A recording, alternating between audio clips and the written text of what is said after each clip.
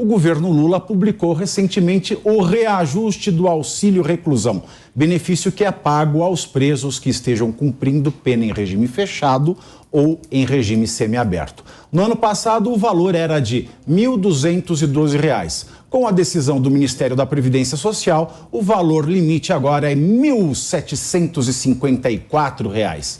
Em números absolutos, foi um aumento de mais de R$ 500. Coronel Telhado. Olha, esse é um assunto que realmente tem rodado a rede social aí, provocado muita discussão, tem provocado muita raiva na turma, né? Porque no Brasil, infelizmente, vale mais a pena você estar preso e condenado do que estar trabalhando, né? Recebi algumas informações, até hoje a gente estava discutindo isso no grupo dos meus assessores, que o reajuste dado no salário mínimo foi de 7,43%, que vai passar no teto de 1.302. E o auxílio reclusão teve um reajuste menor, 5,93. Só que o valor do auxílio reclusão é muito maior do que o salário mínimo, que foi para 1.754,18. A diferença exata, eu tive o trabalho de fazer a soma aqui, dá R$ 452,18 a mais para quem está preso. É que eu falo, que país é esse? O que o pessoal tem na cabeça a ponto de o salário mínimo ser maior para um preso condenado? Ou seja, o cara matou alguém, o cara roubou, o cara praticou um crime, está preso, condenado, e ele consegue receber um salário maior do que o cidadão que trabalha todo dia, sustentar a família, pega o ônibus de manhã, um trem de manhã lotado, ou às vezes vai de bicicleta, vai a pé para o trabalho, leva uma marmita, é obrigado a esquentar a marmita, às vezes comer uma marmita fria, e o canalha, o vagabundo, o bandido que está na cadeia, tem o seu banho de sol, tem a sua comida quentinha na hora certa, tem visita íntima, sai 5 vezes por ano da cadeia. Que país é? Aonde vale a pena ser trabalhador num país com um comando desse, num país com um governo que infelizmente não valoriza o trabalhador? Todas aquelas promessas feitas durante a campanha de comer picanha no final de semana, de valorizar o trabalho, de aumentar o salário mínimo, de não taxar o imposto de renda, ao contrário, taxou imposto de renda para pessoas que não tinham essa taxação, ou seja, tudo que ele disse na campanha, ele está fazendo justamente o contrário, contra o trabalhador. E o que mais me assusta, Pavinato e colegas, é saber que pessoas trabalhadoras, pessoas de boa índole, pessoas que trabalham, que pensam na família, defenderem esse tipo de governo e esse tipo de pessoa que justamente visa o bem de quem? Do criminoso e não do pai de família do trabalhador. A maior amostra é essa. O salário mínimo é menor do que o auxílio reclusão. Infelizmente, esse não é o país que me representa, esse é o governo que não me representa. Representa o outro lado que vocês sabem muito bem qual que é. Fora que essas incertezas todas, né, Carol, elas estão causando aí uma onda de demissões em massa. Sem dúvida, isso causa um grande problema econômico no país, sem dúvida, por conta das incertezas. Mas voltando um pouquinho no tema realmente dos presos, né? Esse auxílio, a justificativa dele é para apoiar aqueles dependentes de quem foi preso, né? Então, por exemplo, o filho que não tem mais o pai, que está no presídio, acaba recebendo esse suporte. É muito discutível a partir do momento que você está no país, como o coronel bem pontuou, em que o salário mínimo é mais baixo, em que a gente começa a ver uma movimentação de demissão, como você disse, Pavinato, em que o desemprego que estava vindo num momento bom, estava reduzido nos últimos anos aí do governo Bolsonaro. Ele fez esse milagre aí de conseguir manter a inflação e o desemprego um pouco mais controlados. A gente está vendo que os empresários estão preocupados, estão receosos por esse pacote de anúncios assustadores que o governo faz. O Haddad mesmo fez um pacote aí nesses últimos dias econômico, em que fala simplesmente em aumentar as receitas, mas redução de despesas é muito pífio que ele anuncia. Então, mostra um risco o país voltando para aquele Lula 2, né? Os grandes empresários, aí, os grandes economistas estavam achando que o Lula ia ser o Lula 1. Mas, na verdade, o Lula está sendo, acho que o Dilma 2, né? Então, gera um desconforto imenso em quem quer investir, um desconforto imenso nos investidores estrangeiros também, ou seja, o capital para de entrar aqui no país, o dólar sobe. É aquele movimento que a gente vai vendo aos poucos de queda do nosso país, e a gente pode pensar, é só um simples aceno ali que ele está fazendo para um povo, para uma parcela, ele não é um simples aceno. O pacote está assustando. Agora, o que explica, Deise, talvez, essa medida já nessa primeira semana tão conturbada? Você não fez nenhum aceno à base do eleitorado que não está encarcerada e já, de pronto, antes de pensar em qualquer outra coisa, já aumenta o auxílio reclusão. Dá para entender, dá para extrair alguma coisa dessa ação?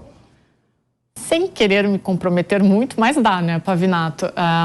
Google, assim, pode explicar muita coisa. A esquerda, se a gente der uma olhadinha nas últimas declarações do Marcos Valério, que foram a público há pouco tempo, dando alguns indicativos, o Marcos Valério, que foi o operador do Mensalão, né, dando alguns indicativos da ligação de alguns setores da esquerda com alguns tentáculos de organizações criminosas, talvez possa haver uma explicação mais sociológica para isso, né? Existe essa tendência clara e a gente sabe muito bem, né? O que me espanta no meio disso tudo, assim, e a Carol estava falando muito bem, é que às vezes dá-se a impressão de que o governo ele quer tirar todas as forças daquele trabalhador para que ele não tenha mais nem vontade de reagir.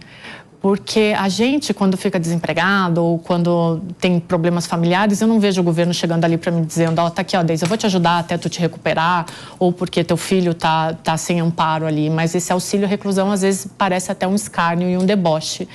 E, assim, com todo respeito, eles passam o dia inteiro parados, coloca para trabalhar essa gente. Coloca essa gente para trabalhar de sol a sol, porque não vão ter tempo de pensar em porcaria e nem de parar no sistema prisional. Exato, porque a lei de execução penal, né, Bissoli, ela manda, o preso tem que trabalhar, né? Então, trabalhando tudo bem.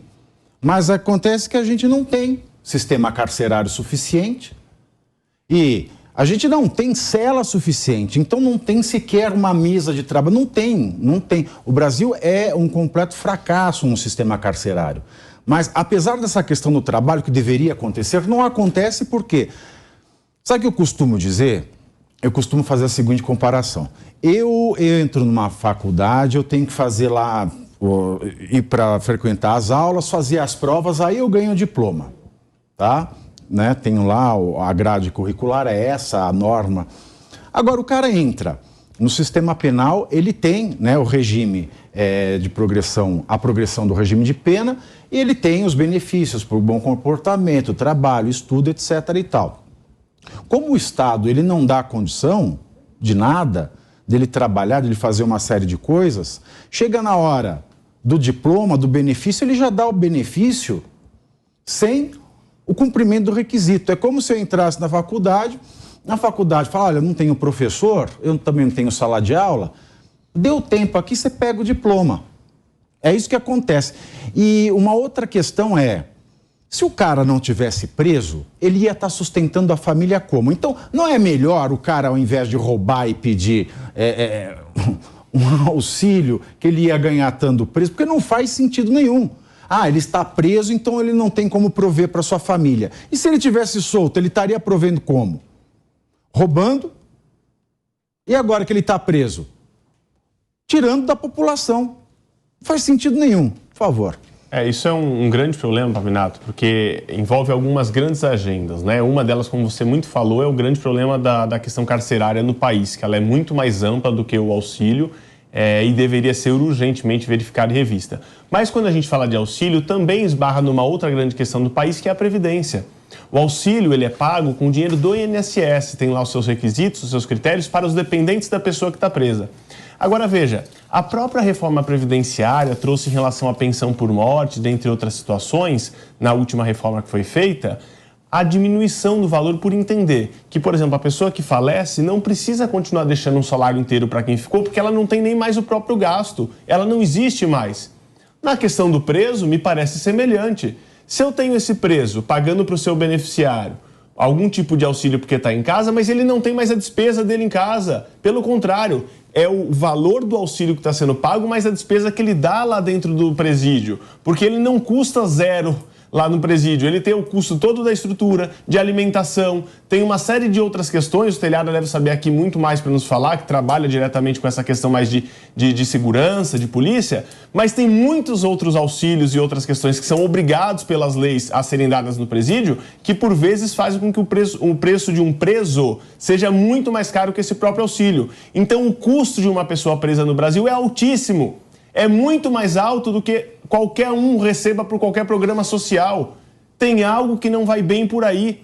Como pode o cidadão que está lá tentando arranjar seu emprego, fazendo seu estudo, tentando criar seus filhos e uma série de outras coisas de forma saudável, de forma honesta, às vezes morando num lugar ruim do país que não tem muita oferta de emprego mesmo, ou que não chove, ou que tem fome, receber um valor de um auxílio de R$600 e alguém que está preso, que sequer tem que se custear porque o presídio já custeia seu próprio sustento, receber R$1.000 e poucos com aumento de R$500, se nem o salário mínimo no início do atual governo foi reajustado como havia sido prometido. Nós vamos finalizar esse assunto com o Coronel Telhada, mas agora imagens ao vivo da Suíça, onde acontece o Fórum Econômico Mundial, na cidade de Davos. A ministra do Meio Ambiente, Marina Silva, está falando neste momento.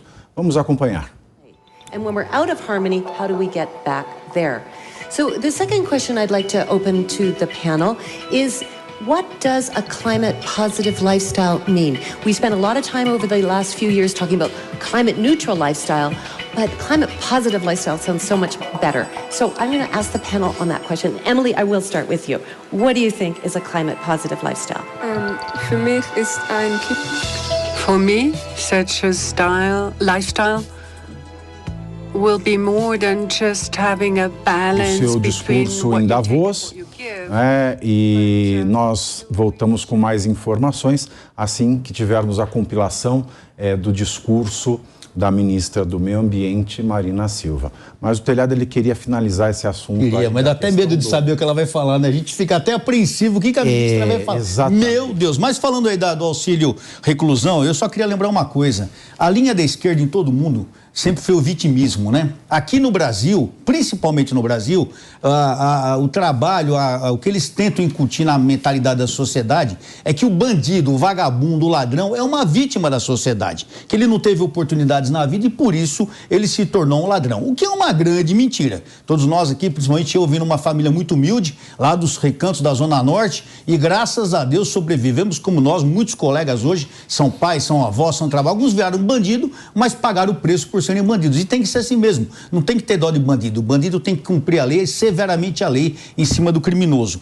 Agora, eu pergunto a você, já que a esquerda se preocupa tanto com o vitimismo, por que não se preocupar com as vítimas desses criminosos? Por exemplo, o vagabundo que matou um pai de família, ele está preso e recebe o auxílio reclusão. Agora, aquele cidadão que foi morto pelo vagabundo, a família está abandonada pelo Estado. Não existe nenhum tipo de recurso para essa família sobreviver. Você foi roubado, você tem um carro, lutou para pagar o carro, está pagando um carro, vem um vagabundo, rouba seu carro e ele bate, acaba com o seu carro. Ele vai preso e recebe auxílio reclusão. E você vai continuar pagando as dívidas do seu carro, mesmo não tendo o carro em mão, então se matar para reformar seu carro. Sabe o que é pior? É muita injustiça. Sabe o que é pior? Se você vê alguém roubando alguém, você não pode nem gritar pega ladrão.